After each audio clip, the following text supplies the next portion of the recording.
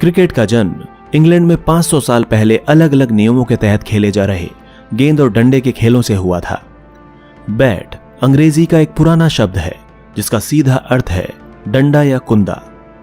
17वीं सदी में एक खेल के रूप में क्रिकेट की आम पहचान बन चुकी थी और यह इतना लोकप्रिय हो चुका था कि रविवार को चर्च न जाकर मैच खेलने के लिए इसके दीवानों पर जुर्माना तक लगाया जाता था। 18वीं सदी के मध्य तक बल्ले की बनावट हॉकी स्टिक की तरह नीचे से मुड़ी हुई होती थी। इसकी सीधी सी वजह यह थी कि उस समय बॉल को लुढ़काकर अंडर आर्म फेंका जाता था और बैट के निचले सिरे का घुमाव बल्लेबाज को गेंद से संपर्क साधने में मदद करता था।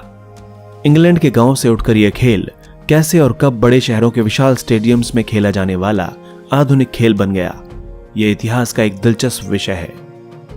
दक्षिण पूर्व इंग्लैंड में खोजा गया यह गेंद और डंडे का खेल आखिर भारतीय उपमहाद्वीप का जुनून कैसे बन गया।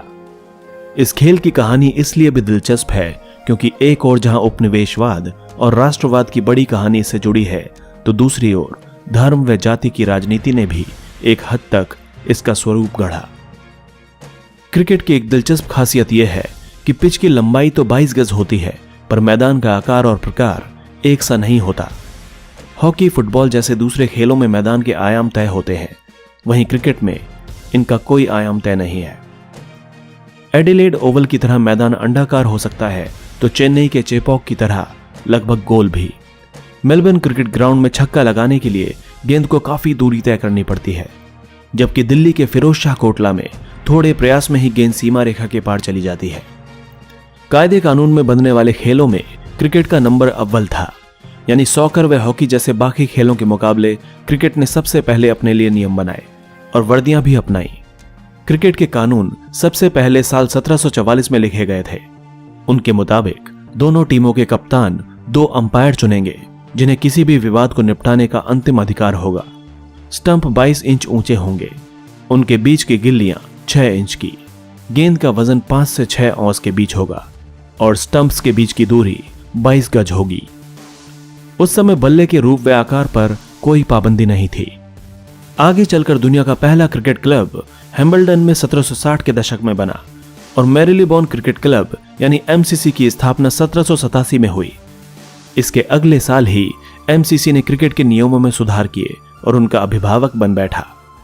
एमसीसी के सुधारों के कारण अब खेल में कई सारे बदलाव आ गए, जिन्हें 18वीं सदी के दूसरे हिस्से में लागू किया गया।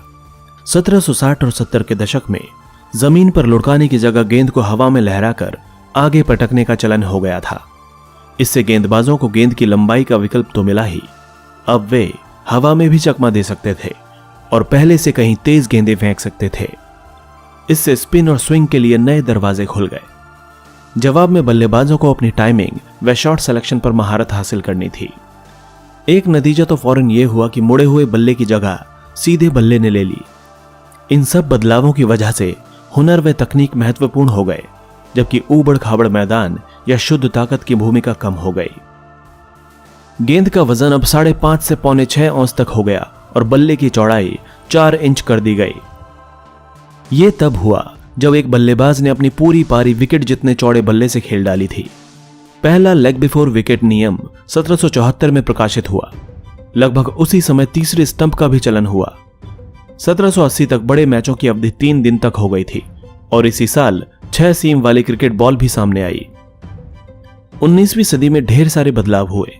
वाइड बॉल का नियम लागू हुआ, गेंद का सटीक व्यास तय किया गया, चोट से बचाने के लिए पैड और दस्तानों का इस्तेमाल होने लगा, बाउंड्री की शुरुआत हुई, जबकि इससे पहले हर रन दौड़कर लेना पड़ता था, और सबसे अहम बात, ओवर आर्म बॉलिंग कानूनी ठहराई गई। क्रिकेट के मैदान के आकार का अस्पष्ट होना उसकी ग्रामीण शुरुआत का सबूत है। क्रिकेट मूलतः गांव के कॉमन्स में खेला जाता था। कॉमन्स में ऐसे सार्वजनिक और खुले मैदान थे जिन पर पूरे समुदाय का साझा अधिकार होता था। कॉमन्स का आकार हर एक गांव में अलग अलग होता था, इसीलिए ना तो बाउंड्री तय थी और ना ही चौके। जब गेंद भीड़ में घुस जाती तो लोग क्षेत्र रक्षक या फील्डर के लिए रास्ता बना देते थे ताकि वह आकर गेंद वापस ले जाए। जब सीमा रेखा क्रिकेट के नियमों का हिस्सा बनी तब भी विकेट से उसकी दूरी तय नहीं की गई। नियम सिर्फ यह कहता है कि अंपायर दोनों कप्तानों से सलाह करके खेल के इलाके की सीमा तय करेगा। इंग्लैंड में क्रिकेट के आयोजन पर अंग्रेजी समाज की छाप साफ है। अमीरों को, जो मजे के लिए क्रिकेट खेलते थे, शौकिया खिलाड़ी कहा गया और अपनी रोजी रोटी के लिए खेलने वाले गरीबों को पेशेवर यानी प्रोफेशनल कहा गया। अमीर शौकिया दो कारणों से थे। एक, ये खेल उनके लिए एक तरह का मनोरंजन था, खेलने के आनंद के लिए, न कि पैसे के लिए खेलना नवाबी ठाट की निशानी थी। दूसरा, खेल में अमीरों को लुभा सकने लायक पैसा भी नहीं था। पेशेवर खिलाड़ियों का मेहनताना वजीफा, चंदे या गेट पर इकट्ठा किए गए पैसों से तय किया जाता था। सीजनल होने के कारण खेल से साल भर का रोजगार तो नहीं मिल सकता था। जाड़े के महीनों यानी ऑफ सीजन में ज्यादातर पेशेवर खिलाड़ी खदानों में काम करते थे या कहीं और मजदूरी करते थे। शौकीनों की सामाजिक श्रेष्ठता क्रिकेट की परंपरा का हिस्सा बन गई। शौकीनों को जहां जेंटलमैन की उपाधि दी गई, तो पेशेवरों को खिलाड़ी या प्लेयर्स की उपाधि दी गई। मैदान में घुसने के लिए उनके प्रवेश द्वार भी अलग अलग थे। शौकीन जहां बल्लेबाज हुआ करते थे, वहीं खेल में असली मशक्कत और ऊर्जा वाले काम जैसे तेज गेंदबाजी खिलाड़ियों के हिस्से आते थे। क्रिकेट में संदेह का लाभ यानी बेनिफिट ऑफ डाउट हमेशा बल्लेबाज को ही मिलता है। उसकी एक वजह यह भी है, क्रिकेट बल्लेबाजों का ही खेल इसलिए बना क्योंकि नियम बनाते समय बल्लेबाजी करने वाले जेंटलमैन को तरजीह दी जाती थी। शौकिया खिलाड़ियों की सामाजिक श्रेष्ठता का ही नतीजा था कि टीम का कप्तान पारंपरिक तौर पर बल्लेबाज ही होता था। इसलिए नहीं कि बल्लेबाज कुदरती तौर पर बेहतर कप्तान होते थे, बल्कि इसलिए कि बल्लेबाज तो आमतौर पर जेंटलमैन ही होते थे। चाहे क्लब की टीम हो या राष्ट्रीय टीम, कप्तान तो शौकिया खिलाड़ी ही होता था।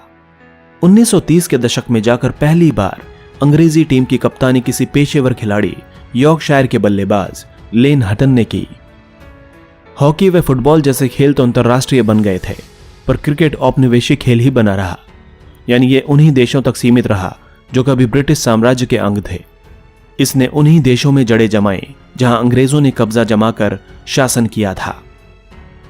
इन उपनिवेशों जैसे कि दक्षिण Africa, Zimbabwe, Australia, New Zealand, West Indies और कीनिया में क्रिकेट इसलिए लोकप्रिय खेल बन पाया क्योंकि गोरे बाशिंदों ने इसे अपनाया, या फिर जहां स्थानीय अभिजात वर्ग ने अपने औपनिवेशिक मालिकों की आदतों की नकल करने की कोशिश की, जैसे कि भारत में। हालांकि ब्रिटिश शाही अफसर उपनिवेशों में यह खेल लेकर जरूर आए, पर इसके प्रसार के लिए खास तौर पर वेस्ट इंडीज व हिंदुस्तान जैसे गैर गोरे उपनिवेशों में उन्होंने शायद ही कोई प्रयास किया। क्रिकेट खेलना यहां सामाजिक व नस्ली श्रेष्ठता का प्रतीक बन गया और अफ्रीकी कैरेबियाई आबादी को क्लब क्रिकेट खेलने से हमेशा हतोत्साहित किया गया। वेस्ट इंडीज में पहला गैर गोरा क्लब 19वीं सदी के अंत में बना। भारत में क्रिकेट की शुरुआत। औपनिवेशिक भारत में क्रिकेट नस्ल व धर्म के आधार पर संगठित था। भारत में क्रिकेट का पहला सबूत हमें 1721 में मिलता है, जो अंग्रेज जहाजियों द्वारा कैम्बे में खेले गए मैच का ब्यौरा है। पहला भारतीय क्लब कलकत्ता क्लब 1792 में बना। पूरी 18वीं सदी के दौरान क्रिकेट भारत में सिर्फ अंग्रेजों द्वारा और उनके क्लबों व जिमखानों में खेले जाने वाला खेल था। उस समय हिंदुस्तानियों को इस खेल के लायक नहीं समझा जाता था और ना ही उनसे खेलने की उम्मीद की जाती थी। भारत में क्रिकेट की शुरुआत का श्रेय बंबई के जरतुश्तियों यानी पारसियों के छोटे से समुदाय को जाता है।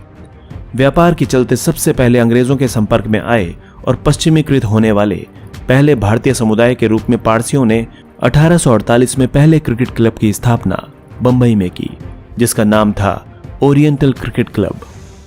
पारसी क्लबों के स्पॉन्सर और फाइनेंसर थे टाटा व वाडिया जैसे पारसी व्यवसायी। क्रिकेट खेलने वाले घमंडी अंग्रेजों ने उत्साही पारसियों की कोई मदद नहीं की। उल्टे गोरों के बॉम्बे जिमखाना क्लब और पारसी क्रिकेटरों के बीच पार्क के इस्तेमाल को लेकर एक झगड़ा भी हुआ। पारसियों ने शिकायत की कि बॉम्बे जिमखाना के पोलो टीम के घोड़ों द्वारा रौंदे जाने के बाद मैदान क्रिकेट खेलने लायक नहीं रह गया। जब यह साफ हो गया कि औपनिवेशिक अधिकारी अपने देशवासियों का पक्ष ले रहे हैं, तो पारसियों ने क्रिकेट खेलने के लिए अपना खुद का जिमखाना बनाया। पर पारसियों व नस्लवादी बॉम्बे जिमखाना के बीच की स्पर्धा का अंत अच्छा हुआ। पारसियों की एक टीम ने बॉम्बे जिमखाना को 1889 में हरा दिया। यह भारतीय राष्ट्रीय कांग्रेस की स्थापना के 4 साल बाद हुआ था। और दिलचस्प बात यह है कि इस संस्था के मूल नेताओं में से एक दादा भाई नौरोजी थे, जो अपने वक्त के महान राजनेता वे बुद्धिजीवी थे। दादा भाई नौरोजी भी पारसी ही थे। पारसी जिमखाना क्लब की स्थापना ने जैसे एक नई परंपरा की शुरुआत की।